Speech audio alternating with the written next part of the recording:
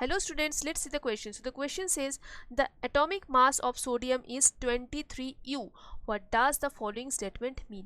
अब ये U मतलब एटॉमिक मास यूनिट, ठीक है। U IUPAC ने कहा है कि एटॉमिक मास यूनिट को हम U से डिनोट करेंगे। तो इसका मतलब क्या है? देखो, एटॉमिक मास यूनिट जो है, एटॉमिक मास यूनिट, इसको इन्वेंट ही किया गया था ताकि इसको हम एटॉम के हिसाब से यूज़ करें, हमें कन्वीनियंस रहे। अगर एटॉम के मास को हम किलोग्राम, ग्राम जैसे जो ट्रेडिशनल मास की यूनिट होता है उसमें एक्सप्रेस करते तो बहुत ही ज़्यादा इनकन्वीनियंस क्रिएट हो जाता, क्योंकि बहुत ही बड़े बड़े डिजिट्स, बहुत ही बड़े बड़े नंबर्स हमें मिलते हैं, ठीक है। तो डीलिंग करने में बहुत ही प्रॉब्लम होता। तो ये जो यू है इसको हम बेसिकली एक यूनिट के रिलेटिवली समझते हैं, है ना। वो यूनिट क्या है? वो यूनिट है 1/12 mass of A carbon 12 atom. अब ये कार्बन 12 एटॉम क्या है? ये कार्बन का एक आइसोटोप है।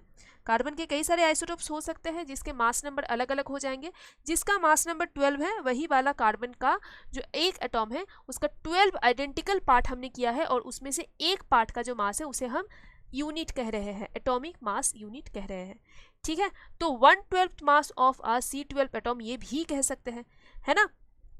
तो अगर 23U होता है सोडियम का एटॉमिक मास, तो हम कह सकते हैं कि यही 1/12 पार्ट जो है इसका 23 टाइम्स, तो 23 ऐसे ही 1/12 पार्ट को लेके हम सोडियम के जो मास है उसको एक्सप्रेस कर पाएंगे।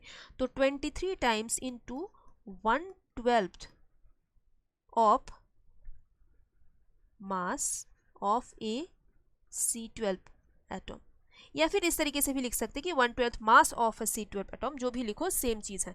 तो this is the case for a sodium atom, और ये है आपके ऑप्शन नंबर सी में। Option number C is your correct answer, ठीक है। ऑप्शन नंबर बी भी करेक्ट नहीं है क्योंकि 1/23 पार्ट ये गलत है, ठीक है। 23 प्रोटॉन्स है न्यूक्लियई में, ये तो स्टेटमेंट ही गलत है, ये तो इन्फॉर्मेशन ही गलत है, ठीक है। तो C is your correct answer. I hope ये समझने में आपको कोई डिफिकल्टी नहीं है। Thank you so much.